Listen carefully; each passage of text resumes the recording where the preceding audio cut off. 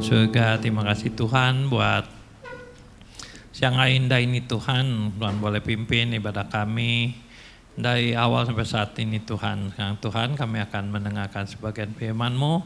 Kami berkati firman-Mu, biar firman boleh tertanam simpan dalam hati kami, boleh bertumbuh dan berbuah-buah Tuhan. Kami lakukan, praktekkan dalam hidup kami.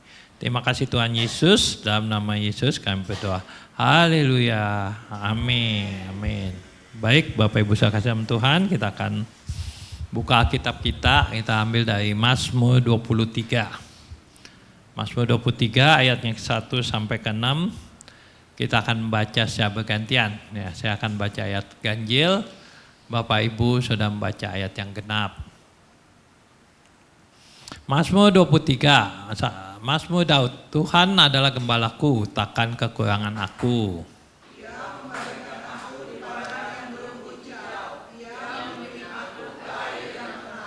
Ia menyegarkan jiwaku, ia menuntun aku di jalan yang benar oleh karena namanya. Sekalipun aku berjalan dalam lembah kekelaman, aku tidak takut bahaya, sebab Engkau besertaku. Gadamu dan tongkatmu itulah yang menghibur aku. Engkau menyediakan hidangan bagiku di hadapan lawanku. Engkau mengurapi kepalaku dengan minyak, pialaku penuh melimpah.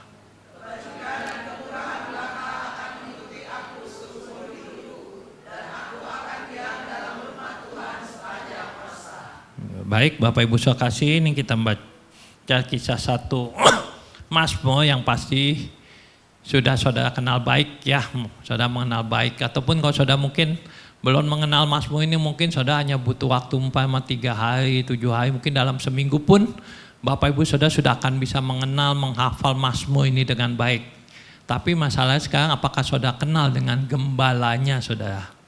Saudara jangan perlu hanya kenal sebagai Mazmurnya saudara, tapi saudara kita perlu mengenal gembalanya saudara. Nah kalau untuk mengenal Mazmur ini mungkin Bapak Ibu hanya waktu singkat, mungkin saudara 2 hari, 3 hari bisa kenal, bisa hafal ya, bisa saudara pelajari, mungkin sampai titik komanya pun Bapak Ibu bisa hafalin. Tapi kalau kenal untuk gembalanya, untuk mengenal, nah ini tentu butuh satu proses saudara yang panjang. Mungkin saudara mengenal Yesus nggak bisa hanya saudara dalam 1 hari saudara kenal, 2 hari, 3 hari, tapi ini ada suatu proses yang panjang saudara. Ya mungkin saudara untuk kita mengenal orang aja itu nggak bisa kita sekali ketemu kita udah langsung kenal, betul kan saudara? Atau mungkin ada orang, mungkin ada beberapa orang yang mungkin dari psikolog atau dia yang memang pelajari soal kepribadian orang, jadi mungkin dia hanya sebentar diajak ngobrol gitu ya, baru sebentar, oh dia udah langsung tahu. Oh ini anak nih sifatnya begini nih, ini orang begini begitu. Mungkin ada ya orang yang begitu, tapi itu pun juga nggak bisa sekali langsung kenal saudara. Pasti nanti akan ada lagi pertemuan, akan lagi terus bergaul gitu terus saudara, sampai-sampainya butuhkan satu proses saudara untuk sampai kita benar-benar mengenal. Demikian juga saudara dalam hidup kita membutuhkan satu proses untuk kita bisa mengenal sang gembala. Ya saudara, dalam gembala ini memang di Mazmur ini Daud tidak menyebutkan ya apa sih gembala apa gitu. Mungkin kalau buat kita di Indonesia mungkin gembala domba mungkin enggak terlalu umum ya. Mungkin kalau di Indonesia kita mungkin lebih mengenal ada gembala sapi atau gembala kambing ya. Mungkin itu lebih umum ya. Tapi kalau di Israel yang pengarang Daud ini mungkin dia maksudkan adalah domba, karena Daud sendiri adalah dulunya itu domba ya, dia itu penggembala domba di Israel dan Daud ini bekas penggembala domba, sehingga orang hamba Tuhan itu lalu mengasumsikan bahwa Mazmur 23 itu gembalanya domba, jadi Tuhan gembala, kita itu sebagai domba.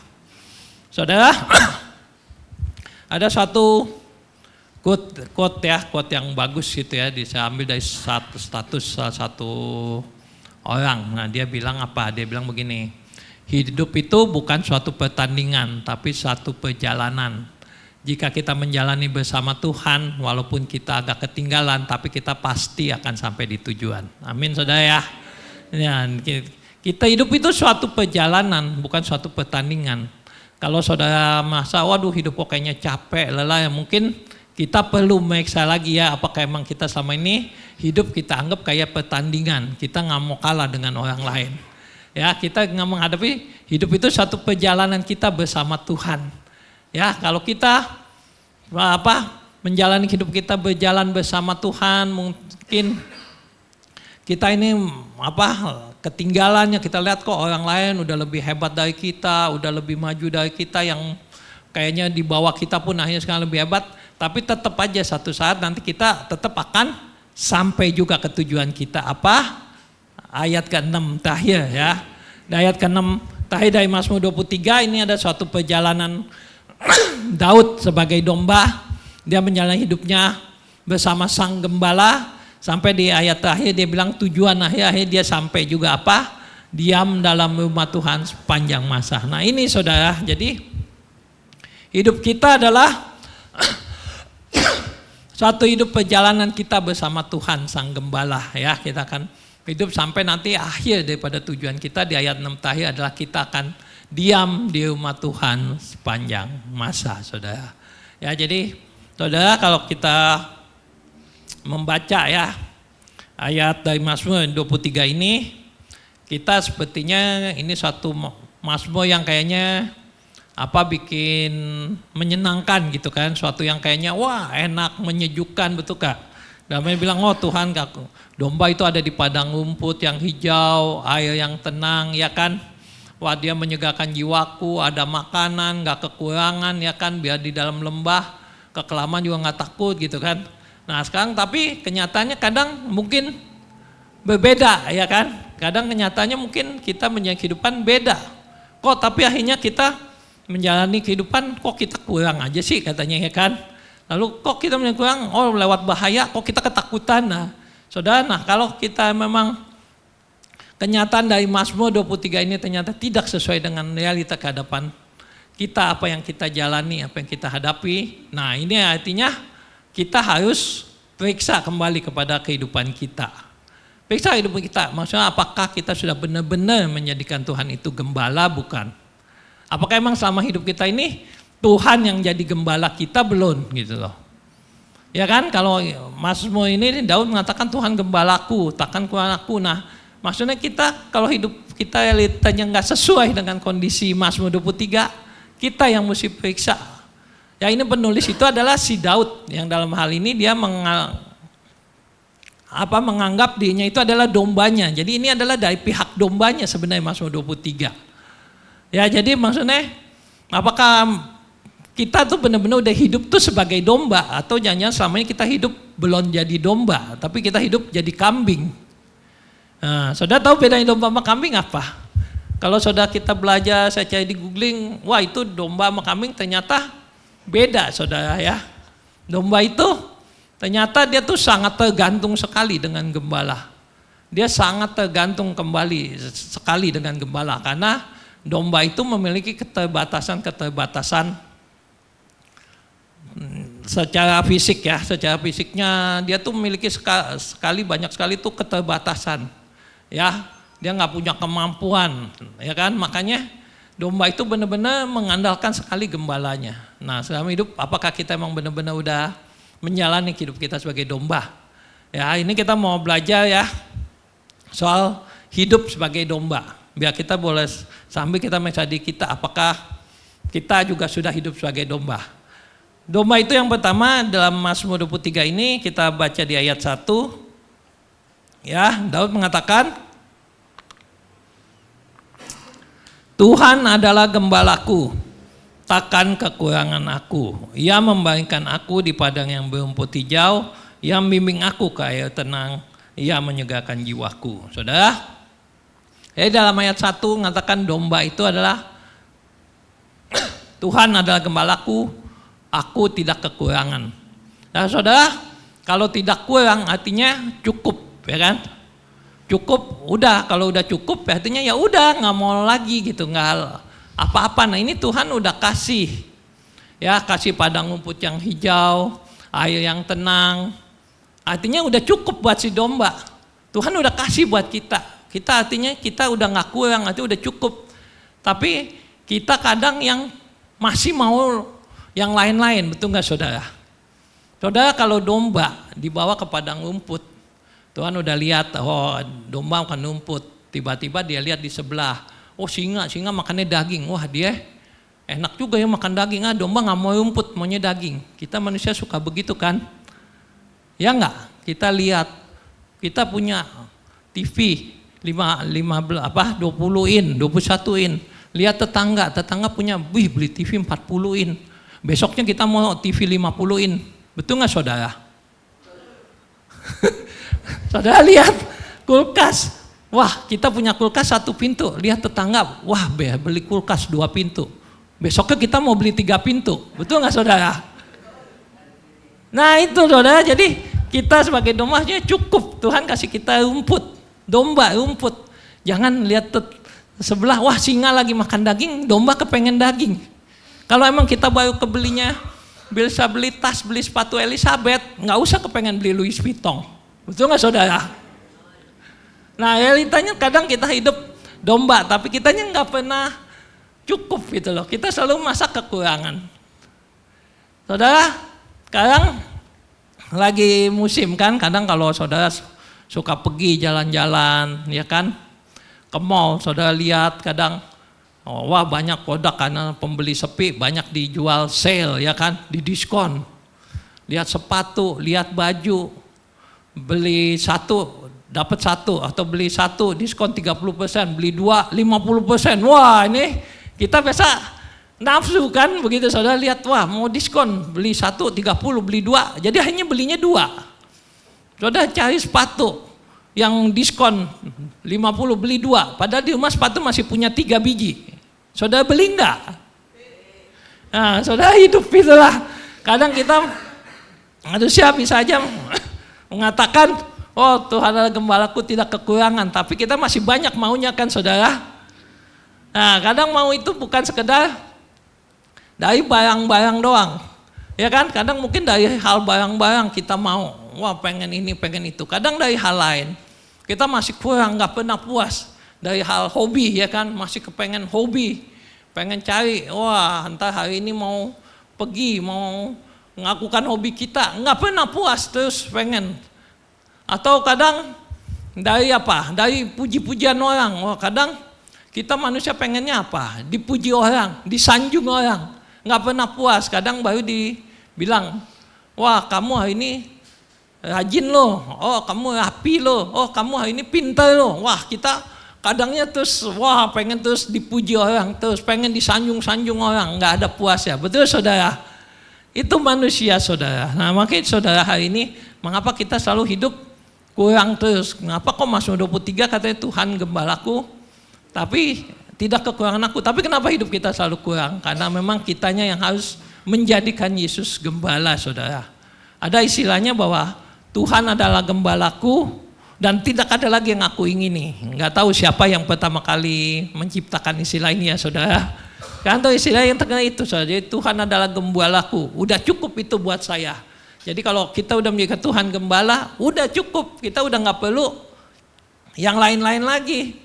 Tuhan udah cukup, Tuhan udah kasih saudara. Nah ini saudara, jadi yang pertama itu kita harus hidup sebagai domba. Domba yang pertama adalah hidup tidak kekurangan. Ya, jadi kita belajar hidup cukup. Lalu yang kedua, domba itu adalah dalam ayat 3, dalam ayat 3, sifat domba yang kedua adalah ia menyegarkan jiwaku, ia menuntun aku di jalan yang benar oleh karena namanya. Saudara, di sini sifat domba yang kedua adalah ia menuntun di jalan yang benar oleh karena namanya. Dia mengikuti gembala. Ya, tadi saya sudah bilang domba itu memiliki keterbatasan. Domba itu biasanya dia mengikuti gembala. Jadi domba ini binatang yang agak unik, karena dia akan mengikuti domba di depan. Jadi umpamanya suatu kali gembala pasang tali di depan ya. Pasang tali, lalu domba jalan. Domba pertama akan loncat. Domba kedua dia bukan lihat tali, dia lihat domba di depan. Domba nomor 1 loncat, dia ikut loncat. Domba ketiga dia ikut lihat domba nomor 2, dia loncat. Ya kan? Nah kalau jemaatnya dombanya punya 1000, saya ngomong 3 ke 4, 4 ke 5, 5 sampai ke 1000, jam berapa baru selesai ya saudara ya. Nah itu saudara, tapi begitu domba ke-5 dia loncat kan ikut domba ke-4, lalu domba ke-6 sama si gembala dilepas talinya. Nah domba ke-6 dia tetap akan loncat saudara. Karena dia ngikutin domba ke-5. Domba ke-7 dia tetap akan loncat karena dia akan terus sampai domba terakhir dia ikutin domba di depannya. Nah itu saudara, jadi sifat domba adalah mengikuti gembala. Nah dan dia ngikutin yang di depan saudara, jadi dia pengikut. Domba itu adalah dia pengikut saudara. Nah suatu kali pernah kejadian di Turki, 1.500 domba masuk ke dalam jurang bersama-sama. Kenapa? Karena domba pertamanya jatuh ke jurang dan domba kedua ketika ngikut semua saudara, jatuh ke jurang. Akhirnya jadi 1.500 masuk semua ke jurang. 450 meninggal, sisanya 1.050 selamat. Kok bisa? Bisa saudara, karena ternyata yang 450 dia jatuh meninggal, nah yang 451-nya nimpa ke atasnya. Jadi yang bawah tuh, ini ada fotonya. Jadi jurang saudara ya. Nah kemudian saudara domba itu dia mengikuti, dia tahu gembalanya saudara ya. Ini ada sebuah video ya, bisa tolong disiapin. Nah domba itu kenal suara gembalanya. Jadi kalau misalnya yang manggil bukan gembalanya, dia nggak akan datang. Ini ada sebuah video, kita akan lihat videonya ya.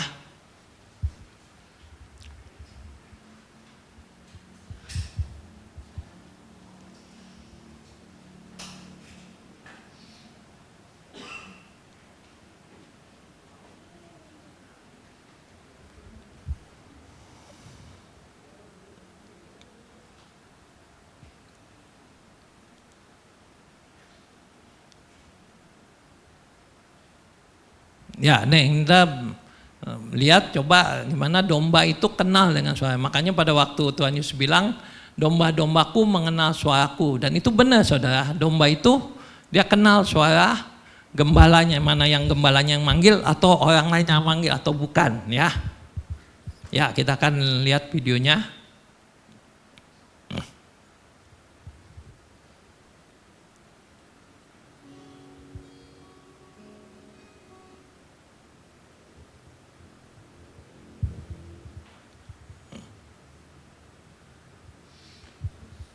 Nah ini, apakah domba benar-benar kenal nggak suara gembalanya?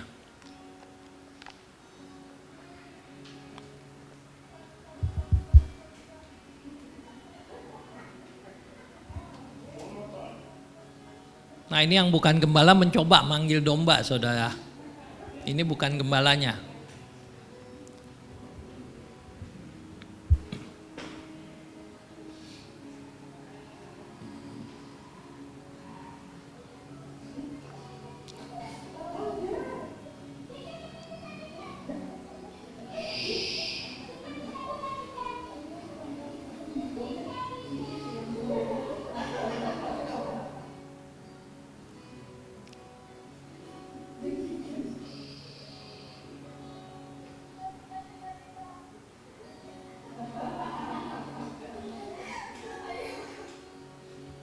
Ya ini pas yang lihat nih gembala yang aslinya ya.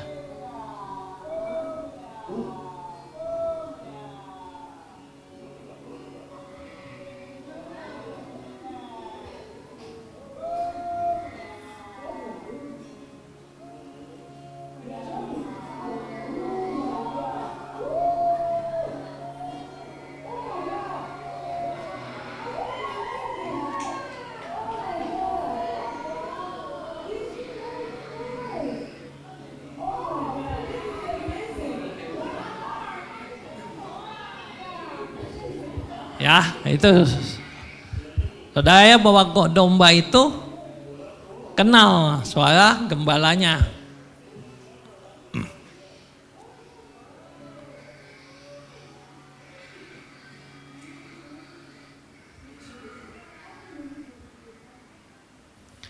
Ya, nah saudara, makanya kita juga harus mengenal suara gembala kita saudara, karena banyak gembala-gembala lain yang juga mencoba mencari domba-domba ya.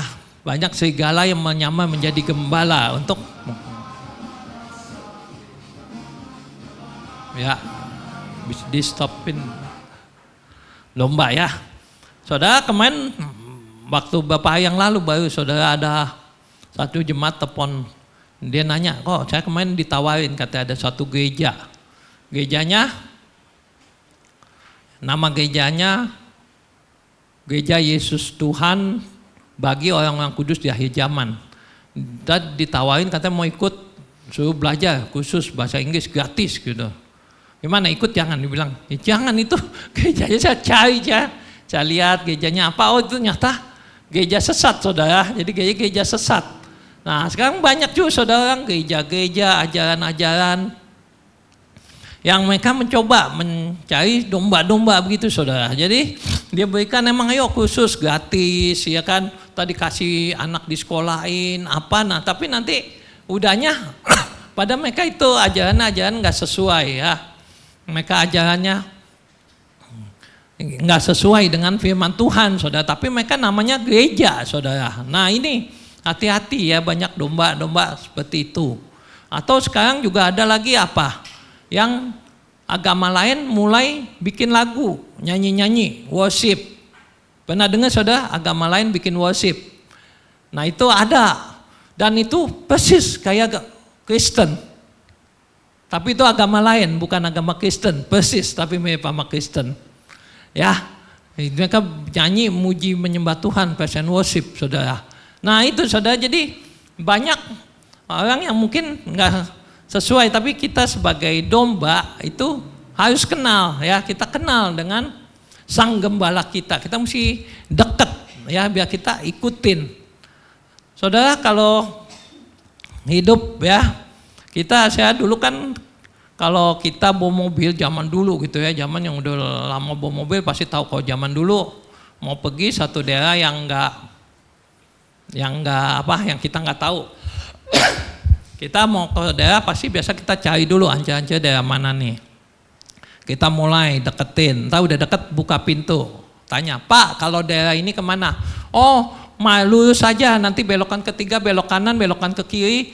Kedua belok kiri, nanti ada warung rokok, tanya lagi di situ, saudara kan. Kalau dulu kita kan begitu saudara. Atau ya nanti ikutin aja jalan ya, ini ada gang ikutin aja. Pokoknya nanti naik 7 gunung turun 8 lembah, nah nanti sampai di situ. Nah saudara, kita dulu begitu. Tapi sekarang orang mulai canggih ya kan. Sekarang ikutin apa? Ada Google Map. Nah sekarang itu rata-rata orang kalau pergi ke yang nggak tahu apa, udah pasang, tinggal kita ikutin ya kan. Saya itu dulunya itu kalau nyetir nggak pernah pakai map saudara. Jadi dulu itu kalau kita yang nggak tahu biasanya ya ini yang buka Google Map, saya setir, saya cuma tanya, entah sih ini bilang ke kiri, entah gang ketiga ke kanan, entah depan ada pertigaan, ambil jalur yang kiri. Nah itu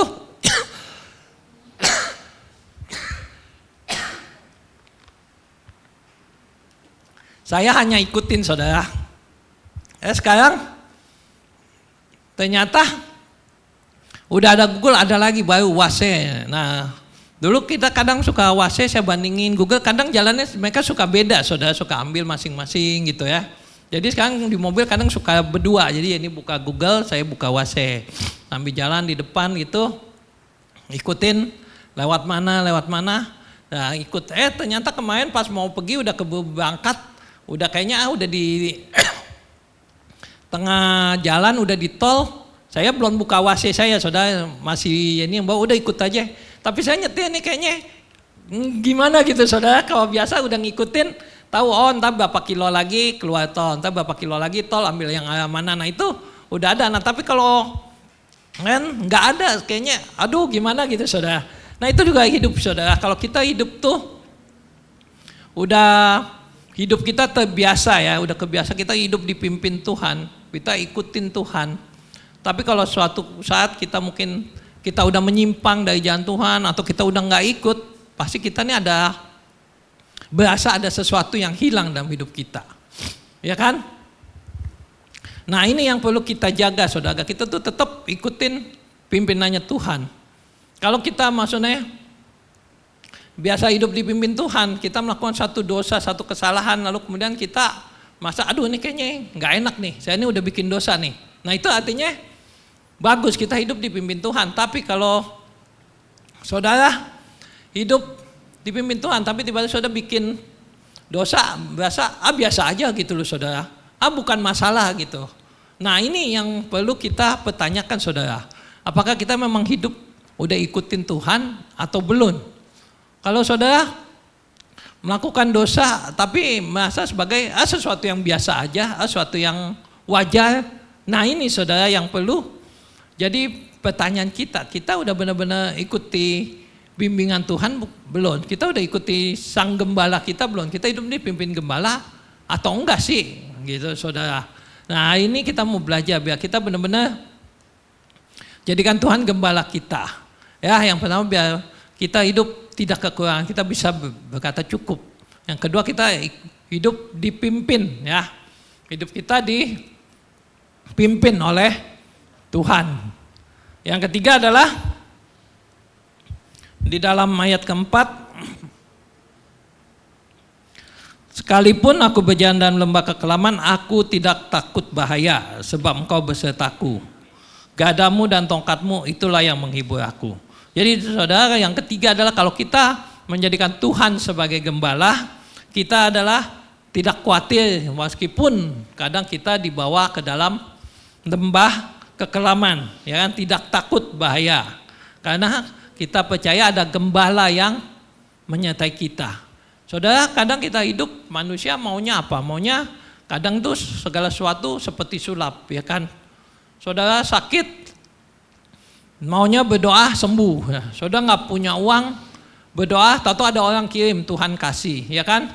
Saudara punya masalah, tiba-tiba, tahu ada jalan keluarnya. Nah, saudara, dalam hidup kita kadang mengalami masa seperti itu, tapi kadang ada kalanya Tuhan mau kita mengikuti proses.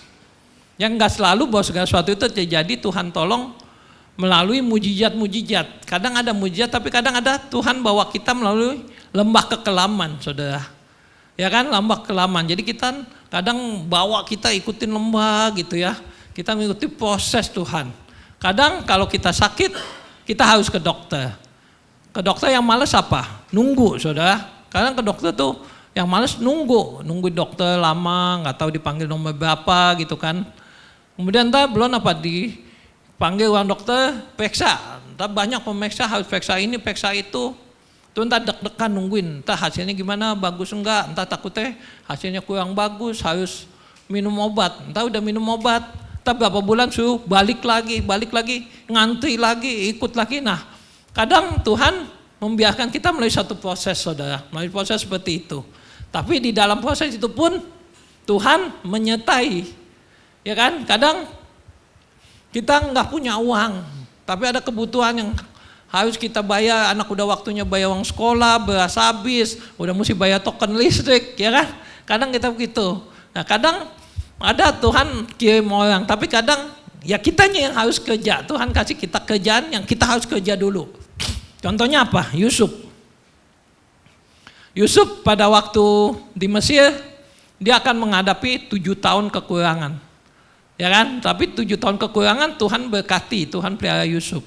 Nah, caranya bukan pada masa kekurangan itu yang lain kering, tapi khusus buat Yusuf tuh tetap menghasilkan. Enggak, saudara. Tapi kadang Yusuf harus kerja dulu 7 tahun sebelumnya. Jadi pada waktu 7 tahun itu Tuhan kasih berkat, kasih kelimpahan. Dan Yusuf harus mengumpulkan. Nah ini saudara, jadi kadang Tuhan proses. Mungkin nanti kita udah tahu akan nanti, anak mau masuk sekolah, naik tingkat, mau kuliah, kita perlu uang. Nah tapi kadang pada saat sebelumnya Tuhan ada berkat. Nah berkat ini kita mesti siapkan, kita mesti kumpulkan. Seperti Yusuf mesti kumpulin selama 7 tahun. Enggak habis, saudara. Jadi ada yang salah berpikir apa? Kesusahan saya cukup sehari, hari ini ada uang Bapak habis, saudara. Nah itu saudara, ini satu pikiran yang kadang salah ya saudara ya. Jadi kalau misalnya Tuhan kasih berkat kelimpahan, 7 tahun kelimpahan, itu adalah 7 tahun untuk mengumpulkan, saudara. Jadi saudara yang hari ini bekerja, ada usaha, itu adalah kumpulkan, simpen. Nah nanti saat saudara pensiun, nah uang yang hasil kumpulan itu uang bisa kita pakai, uang yang emang sudah kita kumpulkan.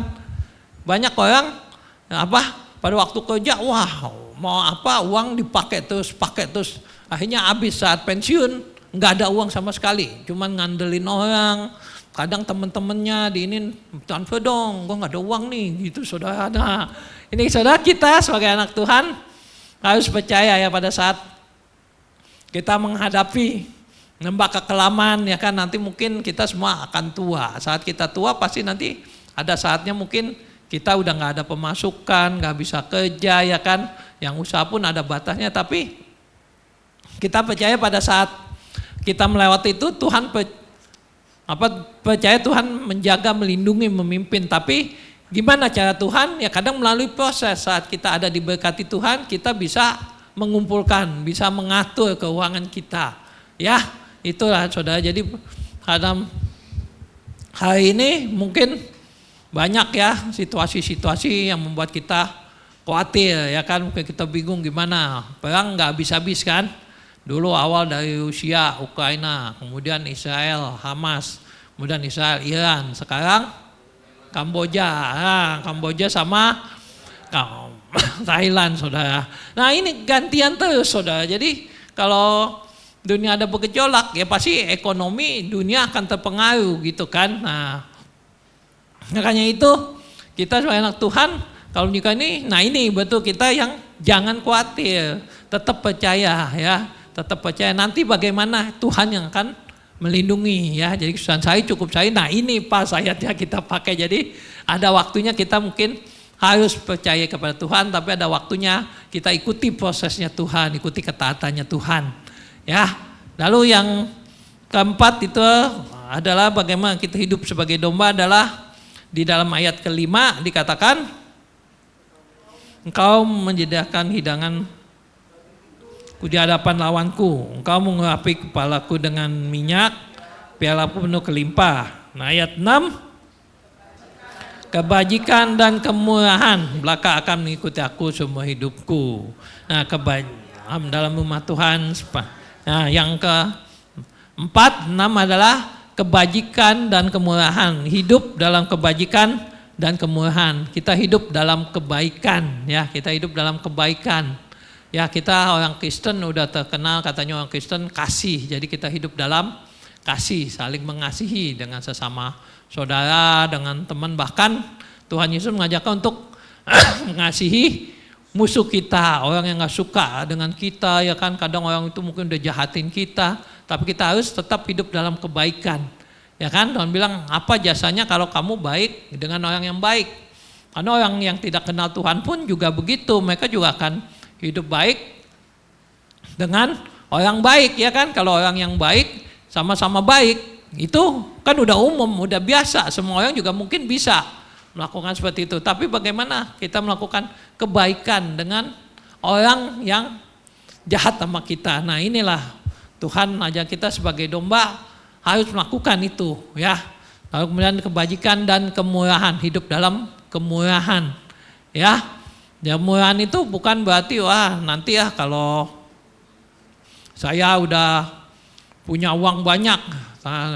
Balik lagi ayat 1 saudara, kalau kita punya uang banyak, nah banyaknya ini manusia gak akan ada cukupnya, gak akan ada habisnya, gak ada stopnya. Mungkin kalau sekarang ditanya, Bapak Ibu punya uang berapa? Banyak, sampai nanti cukup, kalau lebih segini mau saya sumbangin buat saya kasih. Mungkin Bapak Ibu saudara sebut angka, wah kalau saya punya uang 100 juta. Wah, tapi nanti kalau udah beneran punya uang 100 juta, pasti kita kurang lagi. Kita belum mau nyumbang kan, kita mau kumpulin lagi, mau banyak lagi. Nah saudara, inilah bahwa kemurahan itu bukan sebab saudara punya berapa, punya banyak. Tapi kemurahan itu dari hati kita. Ya walaupun saudara nggak punya apa-apa, tapi kalau hatinya penuh kemurahan, nah itu saudara bisa memberi. Ya contohnya janda miskin ya kan, persembahan. Nah itu udah terkenal bahwa walaupun dia miskin tapi Tuhan Yesus menghargai apa? Memberi walaupun miskin tapi hidup dalam kemurahan. Atau jemaat-jemaat di Makedonia ya, jemaat Makedonia. Walaupun mereka miskin, mereka nggak punya apa-apa, tapi mereka mau memberi. Mereka mau terlibat dalam pekerjaan Tuhan, dalam pelayanan Tuhan. Nah inilah kalau hidup menjadikan Yesus gembala. Mereka enggak hidup hanya untuk dirinya sendiri, tapi mereka menjadikan hidup adalah untuk sang gembala karena mereka udah menerima ya, udah dipimpin oleh sang gembala. Jadi mereka hidup dalam kemurahan, mau memberkati orang lain. Nah itu saudara, hari ini mari kita belajar ya dalam 4 poin ini bagaimana kita hidup sebagai domba Tuhan. Ya ada sang gembala, ya Tuhan jadi gembala. Dan sekarang kita harus hidup sebagai domba. Yang pertama adalah kita hidup tidak kekurangan. Jadi tidak kurang itu dari pihak kita. Kita cukup dengan apa yang Tuhan sudah sediakan buat kita. 2, kita hidup dipimpin oleh sang gembala ya, oleh Tuhan. Kita hidup pimpin Tuhan, bukan dipimpin oleh kemauan kita, bukan oleh keinginan kita ya. Yang ketiga adalah kita hidup tidak khawatir meskipun kita menghadapi lembah gelap ya, lembah bayang-bayang maut, tapi kita tetap percaya ada sang gembala yang akan menjaga menyertai kita. Dan yang keempat adalah kita harus hidup dalam kebajikan dan kemurahan sebagai domba-domba Tuhan. Ya, amin. Firman Tuhan. Firman Tuhan. Mari saya undang, kita akan berdoa untuk Tuhan, main musik. Saya undang kita maju ke depan.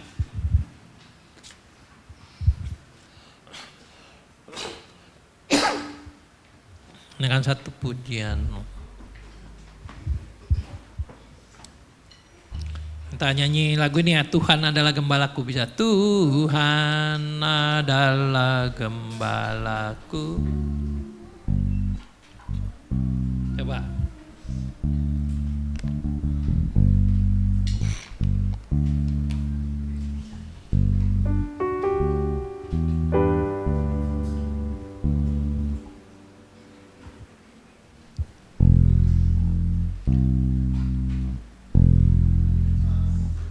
Ya.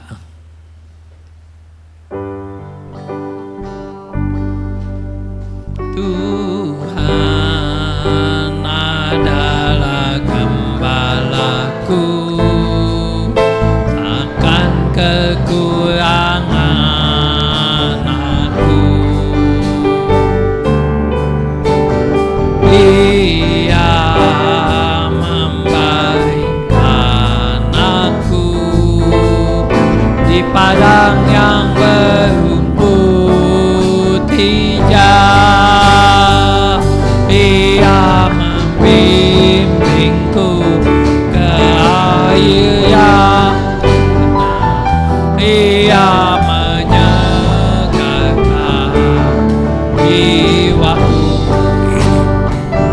Dia menuntunku di jalan yang benar, oleh karena namanya. Sekalipun aku berjalan dalam lembah kekelaman, aku tidak takut bahaya. Aku tidak takut bahaya, sebab Engkau aku gadamu dan tongkatmu, itulah yang menghibur aku. Ia membimbingku, ia membimbingku ke air yang tenang. Dia menyegarkan jiwaku. Dia menuntun di jalan yang benar, oleh karena namanya. Sekalipun aku berjalan, sebab aku akan diam dalam rumah Tuhan. Sebab aku diam dalam rumah Tuhan sepanjang masa. Mari kita tunduk kepala. Ya Tuhan Yesus, Allah Bapa kami yang bertata di surga, terima kasih Tuhan buat firman-Mu yang telah Tuhan taburkan kami siang ini. Ya kami Tuhan, Tuhan boleh hidup sebagai domba-domba-Mu Tuhan, hidup sebagai domba-domba-Mu yang taat Tuhan, taat akan firman-Mu, dengar-dengaran akan suara-Mu Tuhan, biar kami boleh hidup dalam kelimpahan Tuhan, selalu dalam penyertaan dan pengembalaan Tuhan. Terima kasih Tuhan, hamba-Mu telah berhenti bicara, tapi Roh Kudus akan terus bicara dalam setiap hati anak-anak-Mu Tuhan siang ini. Terima kasih Tuhan Yesus, dalam nama Tuhan Yesus kami berdoa. Haleluya, amin. Amin. Baik Bapak Ibu saudara dalam Tuhan, kita akan dengar